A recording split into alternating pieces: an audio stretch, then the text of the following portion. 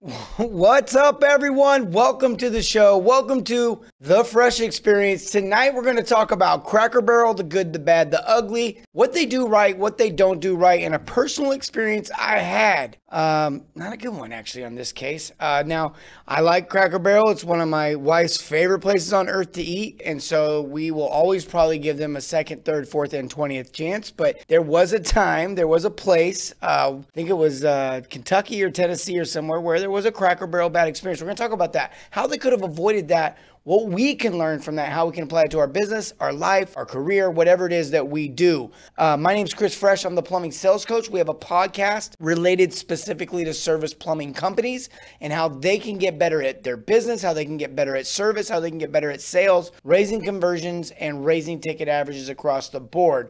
Tonight, we're going to talk about Cracker Barrel, the good, the bad, the ugly. Look, there's good, there's bad, there's ugly. Things happen, and what we do about it when it happens can honestly separate us from the pack, meaning we can make mistakes. That happens. And so what we do and how we respond to those mistakes, that's what really separates us, right? That's our opportunity. That's why I call it an opportunity to really shine, to be different, maybe to respond differently. Have I failed in that? Yeah, several times, and probably will continue to. My goal is to get better every single day. And so the idea here is that we get better every single day within our business, within our careers, within our life, in the way that we parent, in the way that we are married to someone, the way that we honor or don't honor our spouse, and also the way that we honor or don't honor our customer or our employee or maybe our boss. And so all of this stuff is applicable. I went to a Cracker Barrel. I go to a lot of Cracker Barrels, been to a lot of Cracker Barrels. Quite honestly, if you're listening to Cracker Barrel, I go to a lot of Waffle Houses, and I'm not seeing a big separation, but whatever. I got this stupid gluten issue. It literally just shuts me down for like 5 minutes,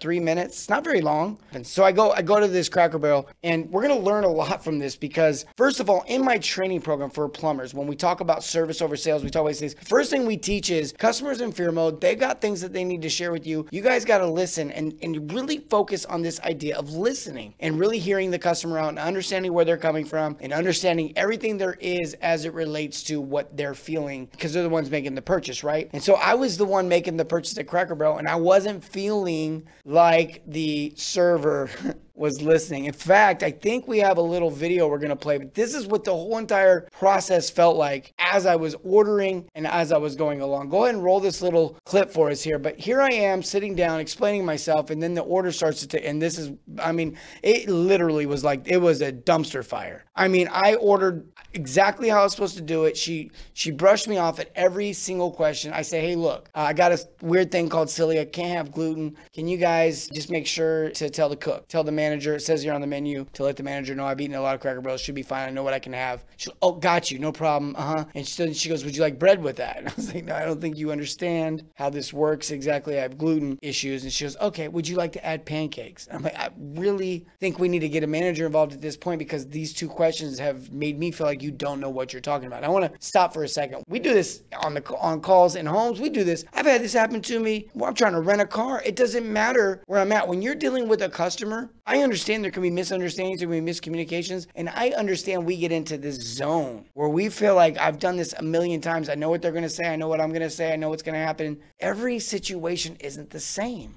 So she takes my order back, and I look at everyone at the table, and I said, this is going to end badly for me. And they all kind of laugh because my team loves me. They thought it was hilarious. They were going to watch me get glutened. What are we talking about here, though, with this idea of listening? Well, here's the reality. She goes in the back and puts in my order and moves on. She comes back out, and I say, hey, did you make sure you let the cook know? And then she lied to me, looked me dead in the eyes. I don't know why I'm laughing. I wasn't happy that day. I wasn't upset. I don't think I was that upset. I already knew it was coming. It's kind of like when you see the punch coming, you know that you've been talking trash, and then the punch comes, and then you see the punch coming, then you get a punch, and you're like, why'd I get punched? I was pretty hungry. I remember when I realized what happened. All right, so we'll get to that part of the story. So she goes, hey, look, yeah, I did. She rolls out, and I look at them, I'm like, I just got lied to. And I said, okay, well, make sure you really did, because it's really important, is what I think I told her. She leaves, she comes back, I get all the food. I'm like, all right, so there's definitely no gluten. She goes, yeah, you're fine, or whatever. I start eating the eggs. I'm eating the eggs. I eat a couple pieces of chicken. And she goes, all of a sudden, she comes back and she goes, the chicken was cooked where the pancakes are cooked. Literally, I just grab my fork and I start shoveling as much food in my mouth. Because what happens is I get shut down and I lose my appetite. I don't get sick or nothing, but I'm just done for like 3 or 4 minutes. It's like just a meltdown. I'm just like a zombie. And then all of a sudden I come to, and sometimes out on my appetite, we hadn't eaten. I was pretty hungry. I just start shoving as much food in my mouth. And what got me was the way they responded to this whole thing. So here I am. I'm in the middle of like Tennessee. Not a ton of options to stop and eat. I'm at this Cracker Barrel. This happens. Here we are. I'm shut down. I come back. And so now I'm like, hey, look, here's what happened. She could care less. And I get that. That happens. We all have tough days. But the reality is she could have listened. I knew she wasn't listening. I didn't feel listened to. I never had a good experience that whole day. I never felt comfortable about my purchase. That lady wouldn't have been able to make a recommendation to me to save her life. There wouldn't have been nothing on that menu she could have recommended to me that I would have went with. There's not a thing. When you're in the home, you can be her and you can still convert, maybe, but it's not going to be anything that you notice or you recommend. It's going to be solely what they already wanted before you got there. And you'll be nothing more than a drive-through order taker. That's fine, but that's not sales. That's not service. The reason why we all love Chick-fil-A is because it's fast, it's convenient, and it tastes good. That's a bonus. But McDonald's has over 1 billion burgers sold. They don't taste good. They're not even really that fast anymore, but they used to be. That was their whole thing. We're fast.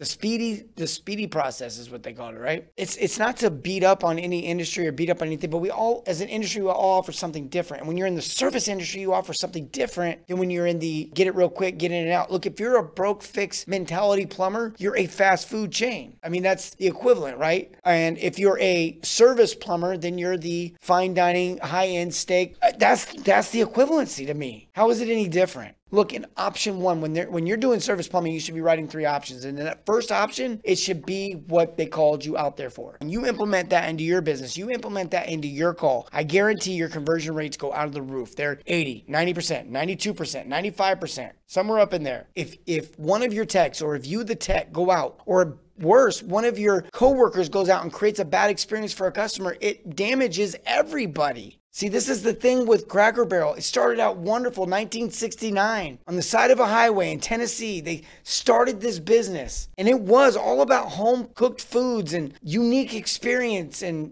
different. They partnered up with a family relative that also had a business doing rocking chairs, and they had a really good idea, but they couldn't scale quality control. Quality control is the hardest thing to scale in any industry. Now, I'll tell you, I'm going to stop right here. In our training program, I'm going to tell you, if you're struggling scaling quality control, whether it be the experience that the customer has and related to service, or even just the plumbing itself getting done, you need to, at a minimum, listen to our podcast, but at a maximum, you need to get into our program. We offer programs that train the techs and the CSRs and the owners at your pace, all the way up to you can have a coach one-on-one with you, meeting bi-weekly, helping you get this stuff implemented. I love all of you guys. You guys are awesome. You make my world just a better place. We are a makeup of who we hang out with, and you guys make me better. I love you. Hey, listen, here's what we always say on this show. Serve your community in everything, not just plumbing. You guys have a great night. Fresh. Thanks for watching The Fresh Experience. I hope you enjoyed it. Be sure to check out our podcast, The Fresh Approach, on Google, Apple, and your favorite podcast channel.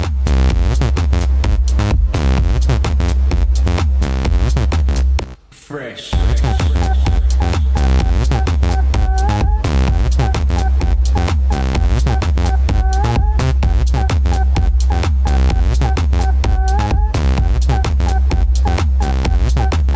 Fresh.